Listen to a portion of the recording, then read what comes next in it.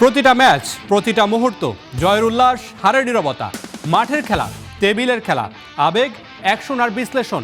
খেলা যেমন, খবর ঠিক তেমন। গরমাগরম ওয়েলকাম টু স্টার প্লে, সঙ্গে আছি আমি মামুনুর রশিদ।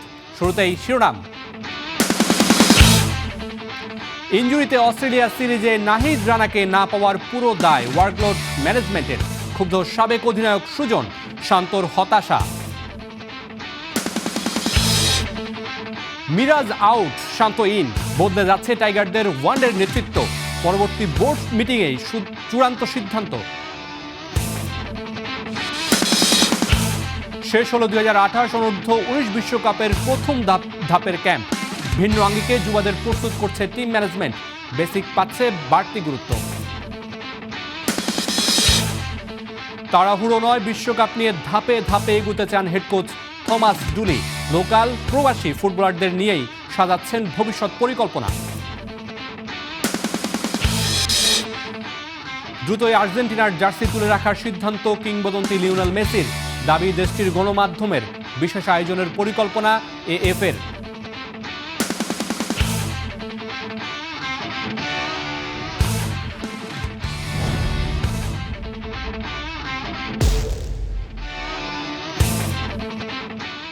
নাহিদ রানার ইনজুরির দোষ বিসিবির উপর চাপালেন সাবেক অধিনায়ক খালেদ মাহমুদ সুজন।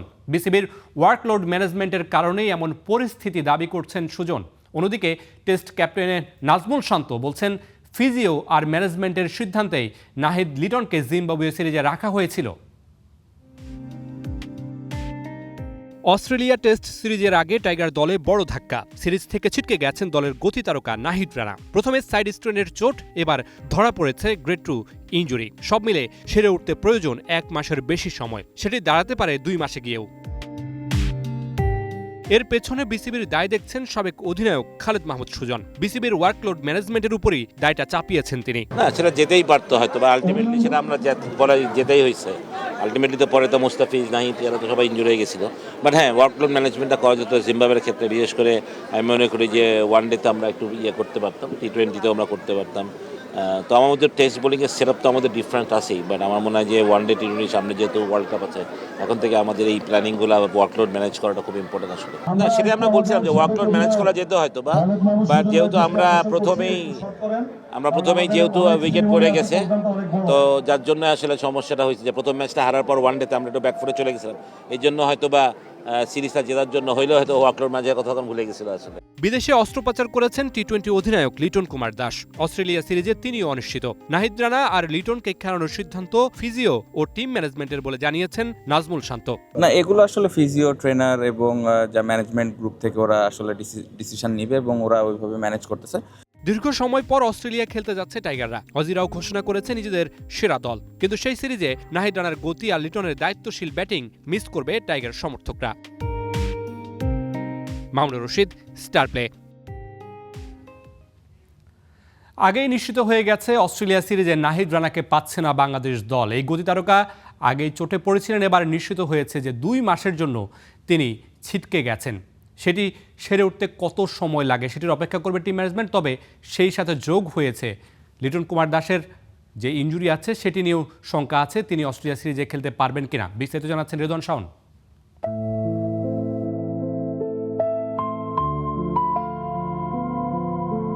আশায় বুক বাঁধা শেষে সবই ফাঁকা। আসন্ন অস্ট্রেলিয়া সিরিজ নিয়ে টাইগারদের অবস্থাটা এমনই, যে সিরিজ নিয়ে দীর্ঘদিনের পরিকল্পনা আর পেস ব্যাটল দেখার আপ্রাণ চেষ্টা একেবারে শেষ সময়ে ইনজুরি থাবায় পূর্ণ শক্তির দল পাওয়া নিয়েই তৈরি হয়েছে শঙ্কা।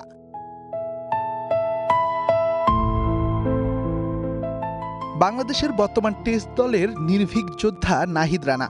নাহিদ থাকবেন অস্ট্রেলিয়ার মাটিতে, গতির ঝড় তোলে চোখ রাঙাবেন অজি ব্যাটারদের। দৃশ্যটা হয়তো মনের ক্যানভাসে ছবি এঁকেও রেখেছিলেন কেউ কেউ। তবে সেই আশায় গুড়েবালি দিয়েছে জিম্বাবুয়ে সিরিজ। সে ব্রঞ্জদের বিপক্ষে ইনজুরিতে পড়েছেন চাপাই এক্সপ্রেস।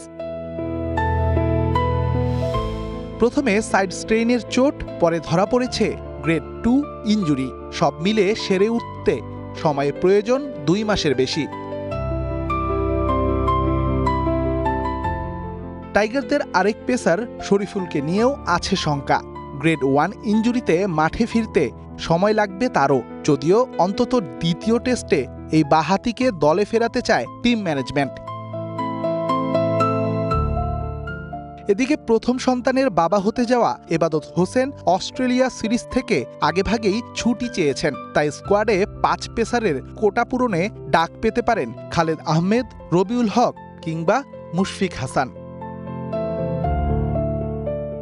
মাথা ব্যথার কারণ যে শুধু পেস ইউনিট এমনটাও না, লিটনের ইনজুরি ক্যাপ্টেন শান্তর জন্য হয়তো সবচেয়ে বড় চিন্তা।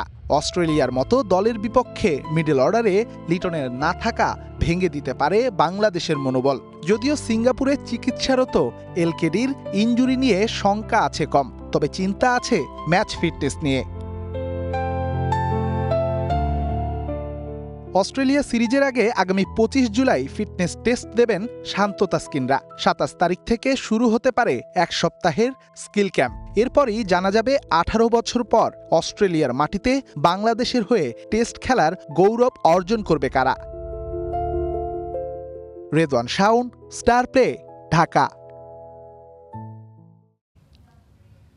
ভারতের বিপক্ষে সিরিজের আগেই ফের আলোচনায় মেহেদী হাসান মিরাজের ওয়ানডে অধিনায়কত্ব। বিসিবি সূত্রের খবর, তাকে অধিনায়কত্ব থেকে সরিয়ে দিচ্ছে বোর্ড। আবারও দায়িত্ব পেতে যাচ্ছেন নাজমুল হোসেন শান্ত। সম্প্রতি তামিমের সঙ্গে শান্তর বৈঠকের পর সেই গুঞ্জন মেলেছে নতুন ডালপালা। আগামী বোর্ড মিটিংয়েই এই ব্যাপারে আসতে পারে চূড়ান্ত সিদ্ধান্ত। ছবিগুলো পুরনো, তবে সংকট আবারও তাকে এনেছে আলোচনায়। এ দফায় বোধ হয় আর অধিনায়কত্ব থাকছে না ওয়ানডে দলপতি মিরাজের কাঁধে। অথচ সময় কতই না দ্রুত বদলায়। মোটে 1 সিরিজ আগেও টানা 4 ওয়ানডে সিরিজ জয়ী অধিনায়ক মিরাজকে নিয়ে কত স্তুতি, যদিও সেই সিরিজগুলোতে তাকে নিয়ে সমালোচনাও কম হয়নি। তবে জিম্বাবুয়ের বিপক্ষে 2-1 ব্যবধানের হারে সব যেন পেল ভিন্ন মাত্রা। অধিনায়ক হিসেবে যতটুকু সফল মেহেদী হাসান মিরাজ, মাঠের পারফরমেন্স তার চাইতেও ঢের ম্লান। আছে চাপের মুহূর্তে সিদ্ধান্ত নিতে না পারা, ড্রেসিং রুমে নিজের অ্যাপিয়ারেন্স ধরে রাখতে না পারার বদনাম। মাঠের বেশ কিছু সিদ্ধান্ত নিয়েও পড়েছেন কড়া সমালোচনার মুখে। ক্রিকেট পাড়ায় তাই জোর গুঞ্জন, ওয়ানডে নেতৃত্ব থেকে সরিয়ে দেয়া হচ্ছে মেহেদী হাসান মিরাজকে। তার স্থলে আবারও দায়িত্ব পেতে পারেন নাজমুল হোসেন শান্ত। সম্প্রতি বিসিবির সভাপতি তামিম ইকবালের সঙ্গে শান্তর বৈঠকের খবর প্রকাশ্যে আসার পর সেই গুঞ্জন হয় আরও জোরালো। তবে প্রশ্ন, যে প্রক্রিয়ায় শান্তকে ওয়ানডে নেতৃত্ব থেকে সরিয়ে দিয়েছিল আমিনুল ইসলাম বুলবুলের তৎকালীন বোর্ড, তারপরেও কি আবারও তিনি দায়িত্ব নেবেন? জানা গেছে অধিনায়কত্ব নিতে নাকি ইতিবাচক শান্ত, তবে শর্ত একটাই, দায়িত্ব দিতে হবে দীর্ঘমেয়াদে, অর্থাৎ 2027 বিশ্বকাপের আগ পর্যন্ত। সবশেষ অস্ট্রেলিয়ার বিপক্ষে ওয়ানডে সিরিজের শেষ ম্যাচেও মিরাজের অনুপস্থিতিতে একটি ম্যাচের দায়িত্ব সামলেছিলেন নাজমুল হোসেন শান্ত। অবশ্য বোর্ডের একটি সূত্র জানিয়েছে অধিনায়ক পরিবর্তনের বিষয়টি এখনও আলোচনার পর্যায়ে রয়েছে। তবে মিরাজকে পরিবর্তনের পক্ষেই নাকি অধিকাংশ পরিচালক, তাতে যদি নিজের হারানো সেই ফর্ম খুঁজে পান এই টাইগার অলরাউন্ডার। কারণ ক্যাপ্টেন মিরাজ 50-র দেখা পাননি গেল 16 ম্যাচে। এ সময় তিনি উইকেট নিয়েছেন মোটে 18টা। আগামী বোর্ড মিটিংয়ে হয়তো এ নিয়ে আসবে চূড়ান্ত সিদ্ধান্ত। তাই তো জানা গেছে সব ঠিক থাকলেই ভারতের বিপক্ষে আসন্ন হোম সিরিজের আগেই নতুন ওয়ানডে অধিনায়ক পাচ্ছে বাংলাদেশ, যার প্রথম চ্যালেঞ্জ হবে 2027 বিশ্বকাপে সরাসরি দলকে কোয়ালিফাই করানো। মাহবুব রিমন, স্টার প্লে। 2028 অনূর্ধ্ব 19 বিশ্বকাপকে সামনে রেখে বিকেএসপিতে শেষ হয়েছে ইয়াং টাইগারদের প্রথম ধাপের অনুশীলন ক্যাম্প। ভবিষ্যতের ভাবনায় জাতীয় দলের পাইপলাইন সমৃদ্ধ করতে এবার আর শিরোপা পুনরুদ্ধার নয়, প্রধান লক্ষ্য যুবদের বেসিকে উন্নতি, যার গ্রিন সিগন্যাল মিলেছে বিসিবির সভাপতি তামিম ইকবালের কাছ থেকেও। এই দলটা নিয়ে আকাশ ছোঁয়ার স্বপ্ন হেড কোচ হান্নান সরকারের, আর তার বিশ্বাস মেধা কাজে লাগাতে পারলে এই যুবারা ছাড়িয়ে যাবে তাদের পূর্বসূরিদেরও। বিকেএসপি থেকে ফিরে শাহিন আলমের ক্যামেরায় মাহবুব রিমনের রিপোর্ট। হেলমেটের ফাঁকে বিস্ময়ের চোখে অনুশীলন দর্শন। লক্ষ্যটা 2028 যুব বিশ্বকাপ, তবে নিশ্চিতরূপে স্বপ্নটা আরও বড়। হান্নান সরকারের চ্যালেঞ্জটা ঢের বেশি। হেড কোচ হিসেবে ঘরোয়া লিগের সব ট্রফি জেতা এই মাস্টারমাইন্ড স্থলাভিষিক্ত হয়েছেন নাভিদ নওয়াজের। অনূর্ধ্ব 17-র পাঁচ চুকিয়ে প্রথমবারের মতো যুব দলের দায়িত্ব পেয়ে সবকিছুই হওয়া চাই পারফেক্ট। এশিয়ান সাবকন্টিনেন্টে অনুষ্ঠিত হওয়ার কথা পরবর্তী অনূর্ধ্ব-19 বিশ্বকাপ, যার সামনে রেখে বিকেএসপিতে শেষ হলো প্রথম ধাপের ক্যাম্প। প্রথম বলেই বেসিকে গুরুত্ব, তবে সেখানেও আছে ভিন্নতা। এর আগে বয়সভিত্তিক পর্যায়েও সফলতাকেই গুরুত্ব দিয়েছে বিসিবি, যাতে শেখার বিষয়গুলো পড়ে গেছে চাপা। তবে এবার সেখানেই ফোকাস। গ্রিন সিগন্যাল মিলেছে বোর্ড সভাপতি তামিমের পক্ষ থেকেও। চ্যাম্পিয়ন রানার্স আপ তো সবসময় একটা লক্ষ্য থাকে, বাট সেটার চেয়েও বেশি প্রায়োরিটি যেন আমরা দিই প্লেয়ার তৈরির যে ব্যাপারটা।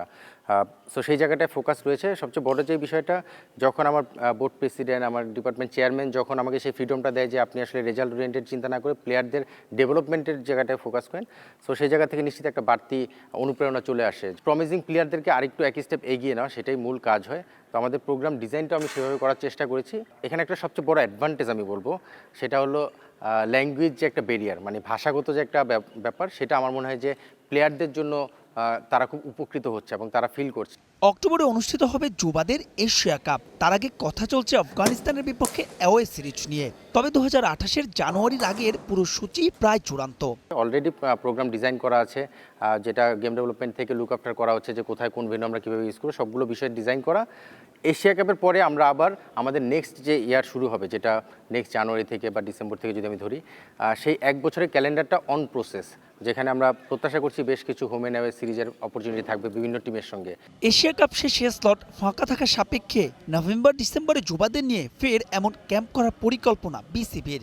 সেই সঙ্গে দ্বিপাক্ষিক সিরিজ তো আছেই। সব মিলিয়ে তাই ব্যস্ত শিডিউল ইয়াং টাইগারদের। Mahbub Rimon, star play, BKSP, Savar. Bangladesh এখনও ফুটবল বিশ্বকাপের মঞ্চ থেকে অনেক দূরে। র্যাঙ্কিংটাও কথা বলছে না বাংলাদেশের পক্ষে। তবে এই দলটাকে নিয়েই বেশ আশাবাদী হতে চান থমাস ডুলি। তিনি বলছেন, স্পেনের মতো 1-to-1 পাসে খেলাতে চান বাংলাদেশকে, আর্জেন্টিনার কাছ থেকে নিতে চান ফেরার মানসিকতা, ফ্রান্সের কাছ থেকে নিতে চান গতি। সব কিছুর মিছিলে তৈরি করতে চান একটা উন্নত মানের বাংলাদেশ ফুটবল দল। বাংলাদেশের মাঠের ফুটবল এখন অনেকটাই বদলে গেছে, জয়ের স্বাদ দিতে শিখছে। কিন্তু হামজা শমীদদের মতো অরিজিন ফুটবলারদের নিয়ে এতটুকুতেই সন্তুষ্টির ঢেকুর তোলার জো নেই ভালো করেই জানা হেড কোচ থমাস ডুলির। বদলাতে চান বাংলাদেশের ফুটবল দর্শন, মাঠের খেলার ধরন। স্পেনের 1-to-1 টাচের ধাঁচে খেলাতে চান জামাল সোহেলদের।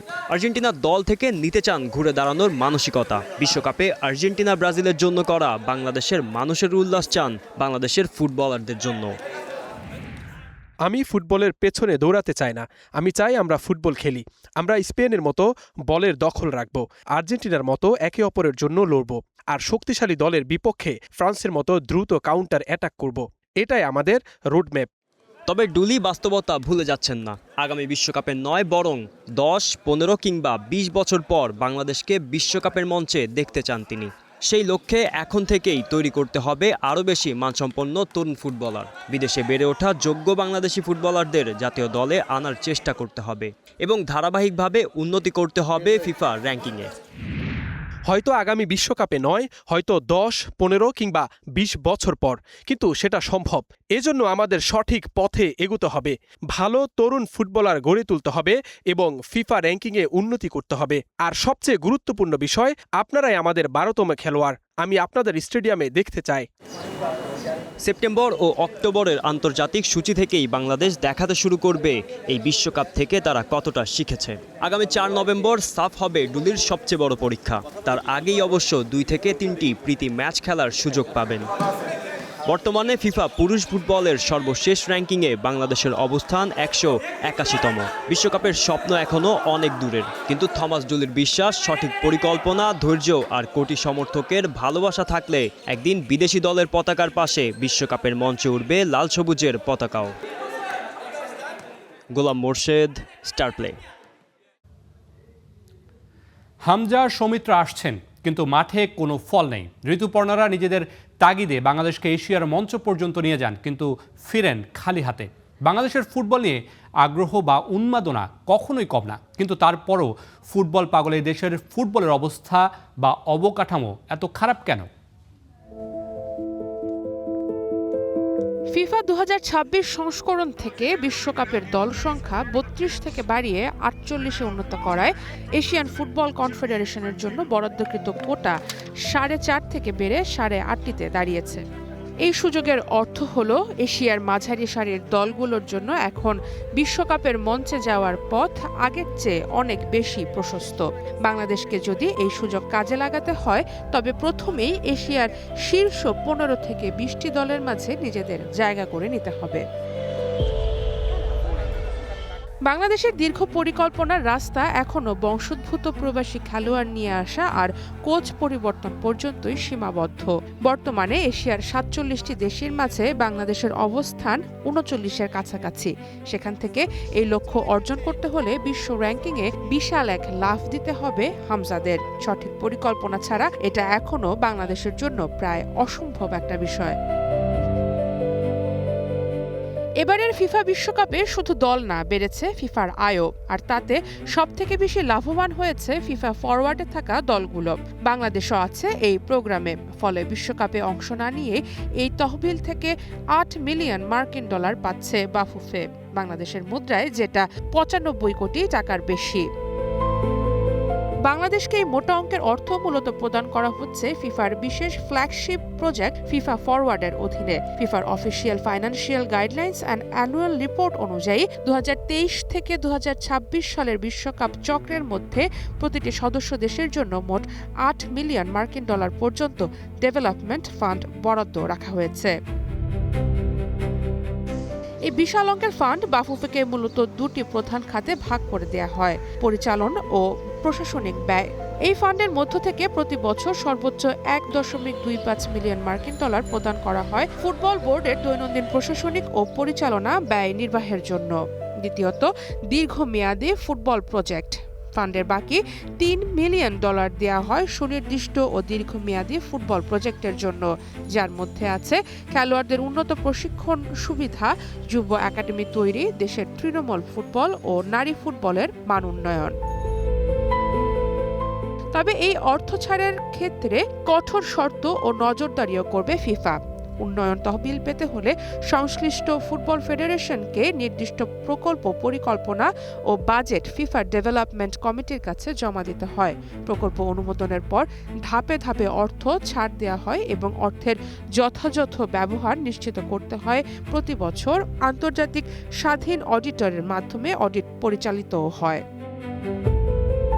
মাঠের অভাব, অনুশীলনের অনুপযুক্ত পরিবেশ এবং তৃণমূল পর্যায়ে খেলোয়াড় তৈরির ঘাটতি বাংলাদেশের ফুটবলকে পেছনে টেনে ধরেছে। ১৯৯২ সালে জাপান যখন জে লিগ শুরু করে এবং শতবর্ষী রূপরেখা ঘোষণা করে, তখন তারা অনূর্ধ্ব ১২ থেকে অনূর্ধ্ব ২১ পর্যন্ত নিরবিচ্ছিন্ন লিগ কাঠামো তৈরি করেছিল। জাপানের এই পরিকল্পনা বিশ্বকাপের মাঠে কিভাবে প্রতিফলিত হয়েছে সেটা পুরো বিশ্বই দেখেছে। এশিয়ান কাপের ড্র হলো বৃহস্পতিবার। সেখানে উত্তর কোরিয়া, দক্ষিণ কোরিয়া আর মিয়ানমারের কঠিন গ্রুপে পড়েছে বাংলাদেশ নারী দল। নারী দলের জন্য এই গ্রুপ থেকে উঠে এসে চমক দেখানোর সম্ভাবনা প্রায় নেই বললেই চলে। ফলে আরও একটা শিক্ষণীয় টুর্নামেন্ট ঝুলিতে যোগ হতে যাচ্ছে পিটার বাটলারের দলের। এরপর নভেম্বরে এবারের পুরুষ সাফ আয়োজন করবে বাংলাদেশ। হামজাদের নিয়ে এই টুর্নামেন্ট থেকেই নিজেদের দিন বদলের নতুন অধ্যায়ের শুরু করতে চাইবে বাফুফে। সারা মাহবুব, স্টার প্লে।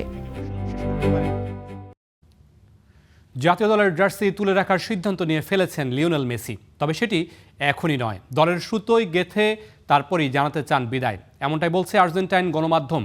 মেসিকে বিদায় দিতে বিশেষ আয়োজনের পরিকল্পনা করছে দেশটির ফুটবল ফেডারেশন। মাঠে বড় আয়োজনে বিদায় দেয়া হবে এলএম10কে। বিশ্বকাপ ফাইনালে স্পেনের কাছে হৃদয় ভাঙা হারের পরই জোর গুঞ্জন উঠেছিল আর্জেন্টিনার জার্সিতে হয়তো আর দেখা যাবে না লিওনেল মেসিকে। তবে আপাতত সেটি হচ্ছে না। আর্জেন্টাইন সংবাদ মাধ্যমগুলোর একাধিক প্রতিবেদনে দাবি করা হয়েছে জাতীয় দলের হয়ে আরও কিছুদিন খেলবেন মেসি, এরপরই আনুষ্ঠানিকভাবে শেষ করবেন আন্তর্জাতিক ক্যারিয়ার। লিওনেল মেসির বিদায় যেন নীরবে না হয়, সেজন্য বিশেষ একটি বিদায় ম্যাচ আয়োজনের পরিকল্পনা করা হচ্ছে বলে জানা গেছে। আগেভাগেই ম্যাচটির ঘোষণা দেওয়া হবে যাতে হাজারো সমর্থক মাঠে উপস্থিত থেকে তাদের প্রিয় অধিনায়ককে শেষবারের মতো সম্মান জানাতে পারে। প্রায় 2 দশক ধরে আর্জেন্টিনার হয়ে খেলা মেসির আন্তর্জাতিক ক্যারিয়ার ইতিমধ্যেই ইতিহাসের অংশ। একসময় টানা কয়েকটি ফাইনাল হারার কারণে সমালোচনার মুখে পড়লেও পরে লিওনেল স্কালোনির অধীনে তিনি আর্জেন্টিনাকে এনে দেন 2021 কোপা আমেরিকা, 2022 ফিনালিসিমা, 2022 ফিফা বিশ্বকাপ এবং 2024 কোপা আমেরিকার শিরোপা। পাশাপাশি 2026 বিশ্বকাপেও দলকে টানা দ্বিতীয়বারের মতো ফাইনালে তোলেন। আর্জেন্টিনার ইতিহাসের সর্বোচ্চ গোলদাতা, সর্বোচ্চ অ্যাসিস্টদাতা এবং সর্বাধিক ম্যাচ খেলার রেকর্ডও এখন মেসির দখলে। এসব কীর্তি অদূর ভবিষ্যতে ভাঙা যে কোনো ফুটবলারের জন্যই বড় চ্যালেঞ্জ হবে। যদিও তার শেষ ম্যাচের নির্দিষ্ট কোনো তারিখ এখনও ঠিক হয়নি, তবে ধারণা করা হচ্ছে আগামী আন্তর্জাতিক ম্যাচগুলোতেও লিওনেল স্কালোনির দলে থাকবেন তিনি। তার অন্যতম কারণ দলের মধ্যে যে কানেক্টিভিটি তৈরি করেছিলেন মেসি, সেটি যেন তাসের তুরুপের মতো ভেঙে না পড়ে। তিনি দলটাকে আরেকটু গুছিয়ে তরুণদের হাতে সঁপে দিয়ে বিদায় নিতে চান। 39 বছর বয়সেও 2026 বিশ্বকাপে আর্জেন্টিনাকে ফাইনালে তুলতে বড় ভূমিকা রেখেছিলেন মেসি। তাই তার বিদায়ও হবে ব্যতিক্রমী। কোনো সংবাদ সম্মেলন বা সামাজিক যোগাযোগ মাধ্যমের পোস্ট নয়, বরং পুরো জাতির অংশগ্রহণে এক ঐতিহাসিক উদযাপনের মধ্য দিয়েই শেষ হবে আর্জেন্টিনার জার্সিতে লিওনেল মেসির অবিস্মরণীয় অধ্যায়।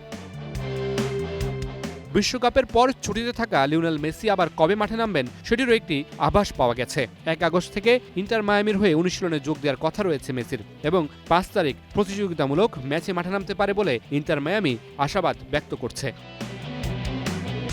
Mamunur Rashid, star play.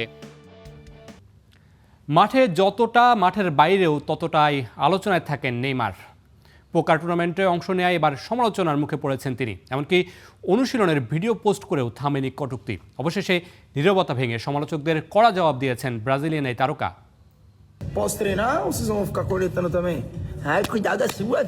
আমাকে নিয়ে সমালোচনা না করে নিজেদের জীবন নিয়ে ভাবুন। কথায় কথায় কটূক্তি করা মানুষদের এবার এক হাত নিলেন নেইমার জুনিয়র।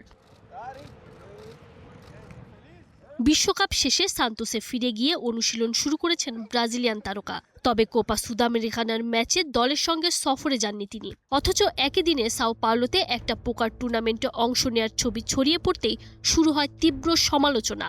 অনেকেই প্রশ্ন তোলেন, ম্যাচ খেলার মতো ফিট না হলে পোকার খেলতে গেলেন কিভাবে? এরপর পরিস্থিতি হয় আরও উত্তপ্ত যখন অনুশীলনে ফেরার একটা ভিডিও ইনস্টাগ্রামে পোস্ট করেন নেইমার। তাতে প্রশংসা তো নয়ই, বরং সেই পোস্টের মন্তব্যের ঘর ভরে ওঠে সমালোচনা আর গালিগালাজে।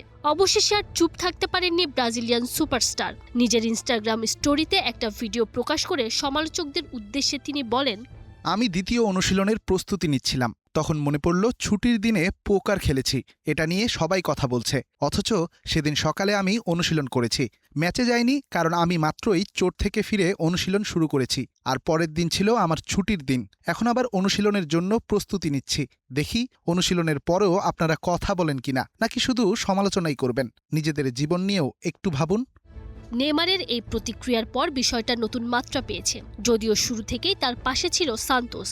ক্লাবের কোচ কুকা একদিন আগেই জানিয়েছিলেন নেইমারকে ম্যাচে না নেওয়ার সিদ্ধান্ত ছিল পুরোপুরি ফিটনেস পরিকল্পনার অংশ।